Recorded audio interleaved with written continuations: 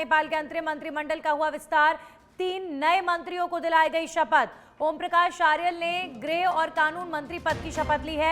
Coleman Ghising बनाए गए हैं ऊर्जा और शहरी विकास मंत्री। रामेश्वर खनाल को बनाया गया है वित्त मंत्री। तो ओम प्रकाश आर्यल गृह और कानून मंत्री नेपाल के बने हैं।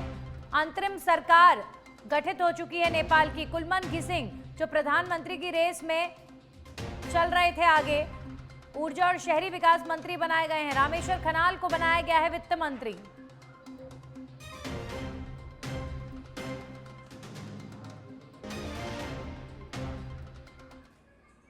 और अब खबर बांसवाड़ा से, जहां पर कांग्रेस सांसद प्रत्याशी अरविंद सीता डामोर के नेतृत्व में वार्ड नंबर 47, 48, 49, 50 और 57 की महिलाओं ने जलदाय विभाग का घेराव किया। प्रदर्शनकारियों ने आरोप लगाया कि विभाग ने हर माह बिल नहीं दिए, लेकिन बाद में हजारों लाखों रुपए का एक साथ बिल थमा दिया। वहीं नए कलेक्शन के समय 24 घंटे शुद्ध पानी और पर्याप्त प्रेशर का वादा किया गया था, जबकि आज भी मटमैला और दूषित पानी मिल रहा है। महिलाओं ने ज्ञापन सौंपकर चेतावनी दी कि यदि 15 दिन में बिल माफ नहीं हुए और पानी की गुणवत्ता में सुधार नहीं हुआ तो आंदोलन तेज किया जाएगा और भूख हड़ताल की जाएगी। बहुत बड़ी मांग है हमारे शहरवासियों की। कुछ एक जनता जाग गई है।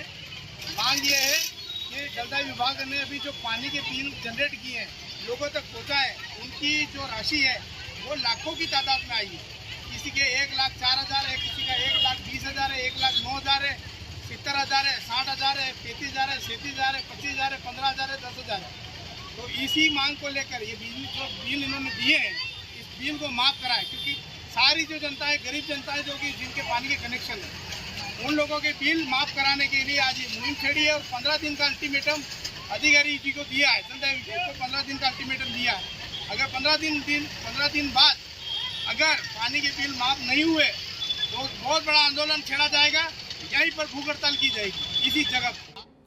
नगर परिषद ब्यावर में तैनात राजस्व अधिकारी विकास कुमावत पर युवा भाजपा नेता महेंद्र मारोठिया ने गंभीर आरोप लगाए हैं। उन्होंने कहा कि अपने कार्यकाल के दौरान उन्होंने बीजेपी की छवि धूमिल करने का प्रयास किया। अवैध निर्माण कार्यों की शिकायतें कई बार कुमावत को दी गईं, लेकिन कार्रवाई करने के बजाय वे संबंधित लोगों से सांठगांठ कर लिया करते थे। उन्होंने कहा कि दिल्ली प्रवास के दौरान वे भाजपा की राष्ट्रीय उपाध्यक्ष और पूर्व मुख्यमंत्री वसुंधरा राजे से मिले और ये जानकारी देने के बाद पूर्व मुख्यमंत्री ने कर्मचारी को हटाने के निर्देश दिए।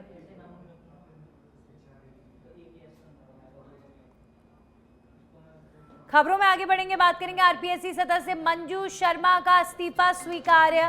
राज्यपाल हरिभाऊ बागड़े ने इस्तीफा स्वीकार किया। राज्यपाल को इस्तीफा भेजा गया था और आरपीएससी सदस्य मंजू शर्मा का इस्तीफा स्वीकार कर लिया गया है। आरपीएससी सदस्य मंजू शर्मा ने अपना इस्तीफा दिया और राज्यपाल ने स्वीकार किया। ये बड़ी खबर है। मंजू शर्मा आरपीएससी की सदस्य रहीं, इनका इस्तीफा स्वीकार कर लिया गया है। ये बहुत बड़ा अपडेट है मंजू शर्मा को लेकर, क्योंकि जिस तरीके से आरपीएससी और पेपर लीक प्रकरणों को लेकर विवाद चले, उसमें मंजू शर्मा को लेकर भी कई तरह की चर्चाएं चली और अब मंजू शर्मा ने अपने पद से इस्तीफा दे दिया है। राज्यपाल हरिभाऊ बागड़े ने मंजू शर्मा का इस्तीफा स्वीकार कर लिया है। अब खबरों में आगे बढ़ेंगे और बात करेंगे श्रीगंगानगर से। खबर है जहां पर हावड़ा के बीच संचालित होने वाली उद्यान आभा तूफान एक्सप्रेस के फिर से संचालित होने की उम्मीद जगी है। जेआरयूसीसी के पूर्व सदस्य भीम शर्मा ने इस मुद्दे के रेल राज्य मंत्री के समक्ष प्रभावी तरीके से रखवाया और भीम शर्मा रविवार को पंजाब दौरे पर रहे। रेल राज्य मंत्री रवनीत सिंह बिट्टू से इस संबंध में किए गए सवाल के जवाब में उन्होंने कहा कि इस ट्रेन को लेकर उनके पास बहुत डिमांड आई है, अब इस पर जल्द काम शुरू करवा दिया जाए, इसका संचालन पुनः शुरू करवाया जाए।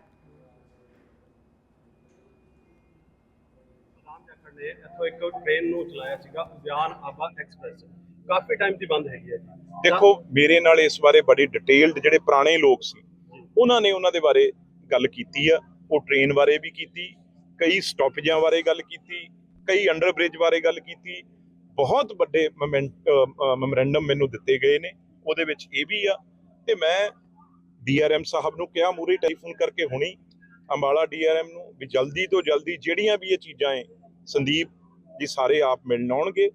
ਜੋ ਪ੍ਰਪੋਜ਼ਲ ਤੁਸੀਂ ਕਰ ਸਕਦੇ ਹੋ ਕਰੋ, ਜਿਹੜੇ ਨਹੀਂ ਕਰ ਸਕਦੇ ਸਾਨੂੰ ਬੋਰਡ ਨੂੰ ਭੇਜੋ, ਹਰ ਚੀਜ਼ ਕੀਤੀ ਜਾਊਗੀ। ਚੌਧਰੀ ਬਲਰਾਮ ਜਾਖੜ ਜੀ ਇਹ ਤਾਂ ਪਿਲਰ ਸੀ ਉਸ, ਜਿਸ ਅਸੀਂ ਪਾਰਲੀਮੈਂਟ ਜਿੱਥੇ ਕਾਨੂੰਨ ਬਣਦੇ ਆ ਉਹਦੇ ਹੈਡਮਾਸਟਰ ਸੀ, ਸਪੀਕਰ ਰਹੇ ਨੇ ਉਹ। ਇਸ ਕਰਕੇ ਇਹ ਲੋਕਾਂ ਨੂੰ ਜੇ ਅਸੀਂ ਲੋਕਾਂ ਦੇ ਵਿੱਚ ਜਿਉਂਦਾ ਨਹੀਂ ਰੱਖਾਂਗੇ ਤਾਂ ਕਿਤੇ ਨਾ किते बहुत। वहीं भीलवाड़ा के शाहपुरा से खबर है, जहां पर फुलिया कला ग्राम में अंतिम संस्कार में शामिल होने के बाद नदी में नहाने के दौरान दर्दनाक हादसा हो गया। सांसद दामोदर अग्रवाल, विधायक डॉक्टर लालाराम बैरवा और जिला कलेक्टर शाहपुरा पहुंचे। उन्होंने अस्पताल में भर्ती 4 घायलों से मुलाकात की और उनका उपचार सही तरीके से कराने के निर्देश दिए गए हैं।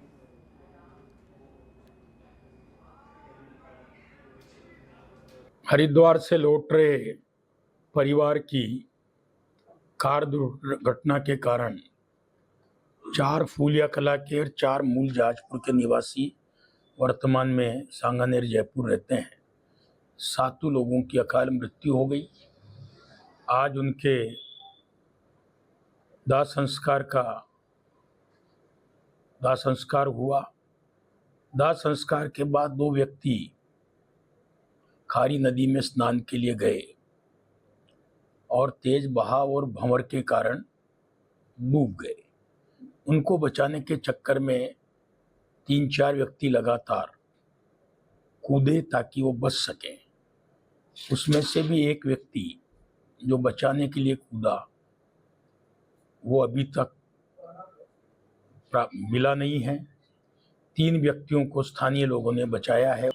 शाहपुरा विधानसभा में फूलिया मंडल में हमारे एक घटना हम सब के ध्यान में आई है कि कल हरिद्वार जाकर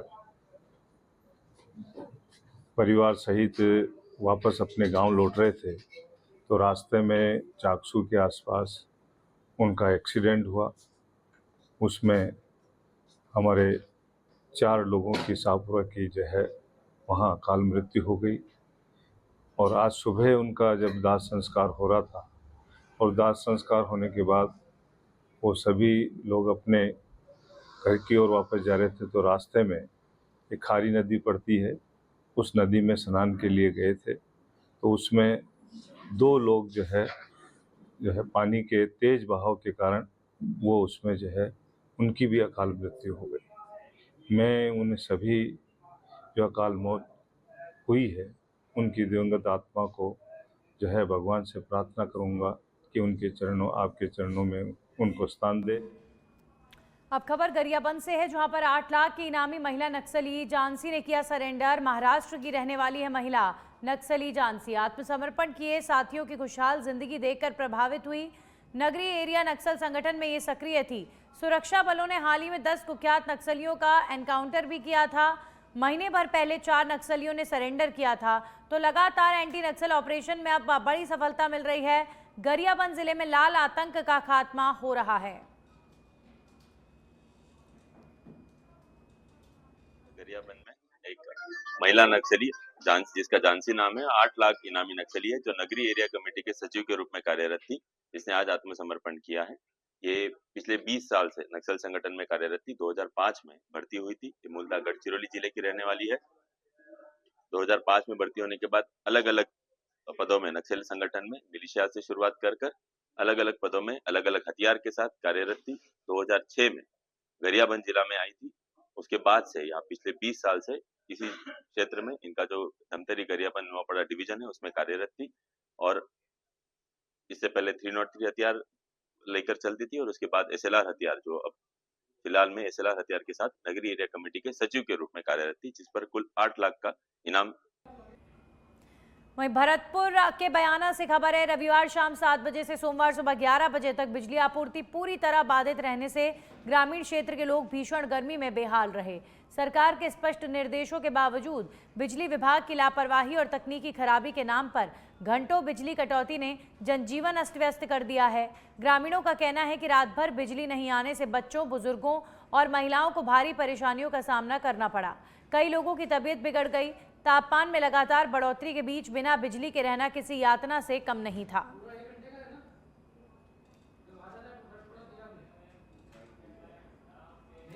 और अब खबर कोटा से, जहां पर अंबेडकर पार्क पिछले कुछ समय से अवैध कब्जे और असामाजिक गतिविधियों का केंद्र बन गया है।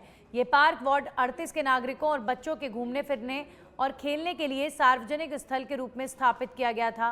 क्षेत्रवासियों का आरोप है कि कुछ असामाजिक तत्वों ने मिलकर पार्क के अंदर पहले अवैध मंदिर का निर्माण किया और फिर उसके विस्तार के नाम पर पूरे पार्क पर कब्जा कर लिया। पार्क का मुख्य गेट बंद कर दिया गया ताकि कोई आमजन पार्क में प्रवेश न कर सके। क्षेत्रवासियों ने इस मामले को लेकर जिला प्रशासन को ज्ञापन सौंपा है और दोषियों के खिलाफ कठोर कार्रवाई की मांग की गई है। ये है कि डीसीएम क्षेत्र में इंदिरा गांधी नगर है, वहाँ पर 2004 में एक अंबेडकर पार्क के नाम से पार्क आवंटित हुआ था और पार्क बना था। थोड़े दिन बाद में उसमें एक गणेश जी के मंदिर की स्थापना कर दी गई। अब वो जो गणेश जी के मंदिर के नाम पर, गणेश जी की मंदिर के नाम की आड़ में वहाँ पर अवैध वसूली का काम हो रहा है।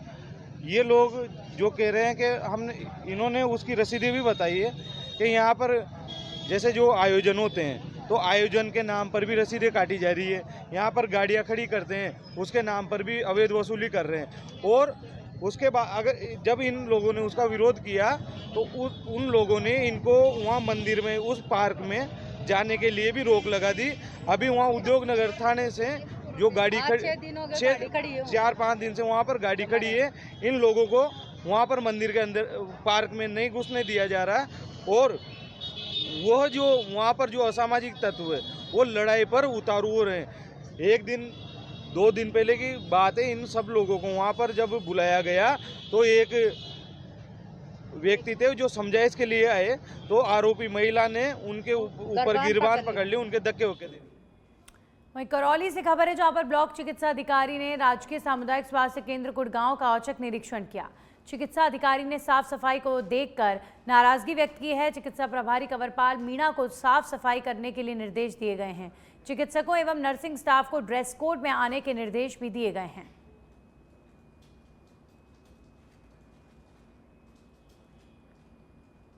थोड़ा सा साफ़ सफाई को लेकर हिदायत दी है कि अटेंडेंस रजिस्टर साफ़ सफाई कर्मचारियों का नहीं था, एक तो साफ़ सफाई कर्मचारी का अटेंडेंस रजिस्टर बनाने के लिए बोला है। और बाकी ओपीडी अच्छी चल रही है। अभी यहाँ पे मौसमी बीमारियों को लेकर कितनी चल रही है? ओपीडी 450 450 समथिंग चल रही है। और आईपीडी भी अच्छी खासी हो रही है अभी। और सारे डॉक्टर्स टाइम पे हैं, सारे ऑन ड्यूटी हैं। भीलवाड़ा में अजमेर भीलवाड़ा राष्ट्रीय राजमार्ग पर भीषण सड़क हादसा हो गया। बता दें कि एक हादसे में भीलवाड़ा की तरफ से टमाटर लेकर आ रहा ट्रक अचानक से नानकपुरा के पास सड़क पर खड़े ट्रेलर से भिड़ गया। टक्कर इतनी जोरदार थी कि ट्रक का कैबिन पूरी तरह चकनाचूर हो गया। गनीमत ये रही कि चालक को गंभीर चोट नहीं आई। घटना की सूचना मिलते ही पुलिस और हाईवे पेट्रोलिंग दल मौके पर पहुंचे और फंसे हुए ट्रक को क्रेन की मदद से हटाकर यातायात सुचारू किया गया। भीलवाड़ा के फूलिया कला से खबर है, जहां पर खारी नदी के पानी में लापता हुए युवक का मिला शव। एसडीआरएफ टीम ने निकाला नदी से शव। नदी की पुलिया से लगभग 500 मीटर दूर मिला है शव। आज सुबह नदी में डूबे 6 लोगों में से 3 को रेफर किया गया, वहीं 2 की सुबह ही हो गई थी मौत। फूलिया कला से केकड़ी जाने वाले रास्ते पर स्थित खारी नदी की पुलिया पर यह घटना हुई है।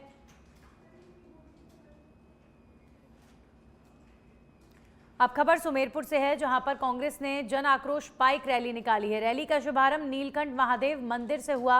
कांग्रेस नेताओं और कार्यकर्ताओं ने राजगुरु सर्कल से मंडी तक गहरे खड्डों में भाजपा की झंडियां लगाकर सड़क समस्याओं पर विरोध जताया है। जनसभा में कांग्रेस नेताओं ने भाजपा सरकार और स्थानीय विधायक एवं कैबिनेट मंत्री जोराराम कुमावत पर जमकर निशाना साधा। कांग्रेस के बैनर तले बड़ी संख्या में लोगों ने यहाँ ज्ञापन दिया, जिसमें बिजली पानी सड़क को लेकर के उन्होंने कुछ बातें रखी हैं। तो उन बातों का कुछ पे तो मैंने अध्ययन किया, तो काम चल रहा है और शेष पे कुछ व्यक्तिगत है तो उन पे हम कार्रवाई करेंगे। संबंधित विभागीय अधिकारियों से बुला करके और उनको निर्देश देंगे कि इनका त्वरित रूप से निस्तारण करें। वास्तव में ये क्या समस्या उन्होंने दी है शहर में देखने को मिल रही है?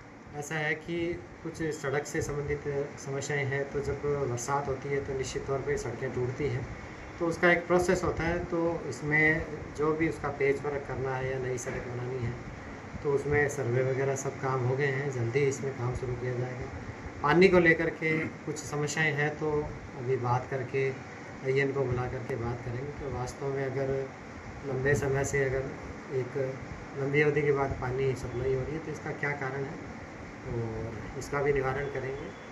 बिजली की समस्याएं थोड़ा समय पूर्व में थी, अब काफ़ी उसमें सुधार हुआ है और इसमें जो भी इंफ्रास्ट्रक्चर को लेकर के काम, ये हमला बिल्कुल सत्य है, हक की लड़ाई है और मूलभूत सुविधा जो जनता को मिलनी चाहिए उसको लेकर ये था हमारा पूरा आंदोलन। उस आंदोलन में हमने जगह जगह गाँव सुमेरपुर पूरे रैली निकाली। उस रैली से देखने को मिला सबको कि कहाँ कितने खड्डे हैं, क्या कैसे हैं। सुमेरपुर के विधानसभा से सभी क्षेत्र से अलग अलग जहाँ से लोग आए हैं उनसे पहले आप पता कर लो, सब जगह पूरी जगह पे रोड टूटे पड़े हुए हैं और पानी आते ही कई लोग गाँवों से संपर्क कट गए हैं। अपने सुंदेला साली चले जाओ, उधर भी बरसात आते ही संपर्क खत्म हो जाता है, लोगों का आना जाना की व्यवस्था खत्म हो जाती है। इसलिए हमने ये आंदोलन करके सरकार को चेताने का काम किया है, जन जागृति का काम किया है।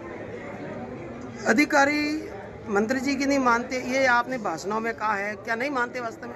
ये तो दिख ही रहा है आपको सामने, ये बार बार APO कर रहे हैं, कभी AN का APO कर रहे हैं, कभी JN का APO कर रहे हैं। इसका क्या कारण है? ये व्यवस्था नहीं सुधार के अधिकारियों को। जो जन आक्रोश रैली का आयोजन किया गया, ये एक सफल रैली रही। यहाँ पर हम देख सकते हैं कि बाइक रैली के माध्यम से किस तरह से युवा, बुजुर्ग, सभी पदाधिकारीगण, सभी लोग बड़ी तादाद में जुटे, महिलाएं जुटी। और जब हम लोग पूरी रैली में बाजार से निकल रहे थे तो वहाँ के व्यापारी वर्ग ने भी हमारा समर्थन किया, ये कहते हुए कि हमने जनता का मुद्दा उठाया है। बड़े खेद और दुख की बात है कि सुमेरपुर के कैबिनेट मंत्री हैं, उनके घर के बाहर भी सड़क कहीं दिखाई नहीं दी, गड्ढे ही गड्ढे दिखाई दिए। और आए दिन जो हादसे यहाँ पर हो रहे हैं इन गड्ढे वाली सड़कों की वजह से, ये बड़े निंदनीय बात है। आज बिजली, पानी, सड़क जो हमारा मौलिक अधिकार है उसके लिए भी आम वर्ग अब होंगे। कहीं कोई गुटबाजी नहीं है। और दूसरा आपने पूछा कि कार्यकर्ता में जोश, अगर लीडर ढंग का हो, हमारे जो प्रत्याशी महोदय हरिशंकर जी हैं वो खुद इतने जोशीले हैं कि वो हर कार्यकर्ता को जोश भरने में पूरा का पूरा मादा रखते हैं और काम कर रहे हैं वो कार्यकर्ताओं के साथ। प्रदेश के अंदर कानून व्यवस्था बिगड़ी हुई है, इसे लेकर आप क्या कहोगे? सुमेरपुर से लेकर जयपुर तक कानून व्यवस्था की हालत आपको पता है, आप हमसे ज़्यादा जानते हैं, आप पत्रकार हैं, कहना नहीं चाहिए। अब यहाँ क्या हालत है सुमेरपुर में, MD से लेकर लूटपाट से लेकर, अब मुझे ज़्यादा कहने की ज़रूरत भी नहीं है, आप रोज़ छापते ही हो क्या हो रहा है। बेलगाम ट्रैक्टर दौड़ रहे हैं, बजरी वाले रोज़ रात को 100 ट्रैक्टर मेरे गांव से खुद से निकलते हैं रोज़ रात को। यहाँ की जो मंत्री पर आपने हमला बोला है कि मंत्री की अधिकारी नहीं सुनती, ये बड़ा एक आरोप लगाया आपने। ये बात सुमेरपुर की नहीं है, मुख्यमंत्री की नहीं सुनते, मंत्री की छोड़ो आप। ये तो शासन तो सेक्रेटरी साहब चला रहे हैं, चीफ सेक्रेटरी साहब, और वो भी गुजरात से चल रहा है। एक IAS कैडर का जयपुर से, दिल्ली से है, और एक IAS कैडर वाले गुजरात से आए हुए हैं, वो चला रहे हैं शासन। तो आज आपने विरोध किया था यहाँ पर जो खड्डे हैं नगर में, उसमें भाजपा की झंडी लगाकर विरोध जताया। वो हमारा जनता को बताने का एक तरीका था कि साहब ये जो गड्ढे हैं, इस गड्ढे के